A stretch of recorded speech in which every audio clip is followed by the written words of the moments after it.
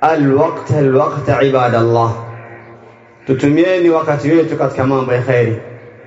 Fahamu ya Abdullah, inma anta ayyamun, si vingine wewe ni masiku.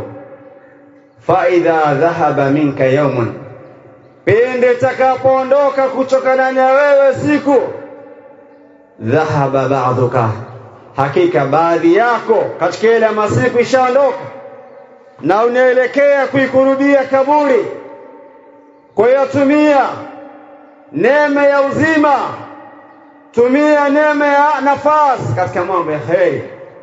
Mtume sallallahu alayhi wasallam ما ثبت عند الإمام البخاري من حديث ابن عباس رضي الله عنهما أن النبي صلى الله عليه وسلم قال: نعمتان مغبون فيهما كثير من الناس، الصحة والفراغ.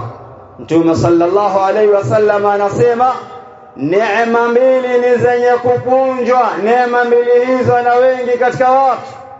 Neema ya kwanza ni afya na neema ya pili ni nafasi.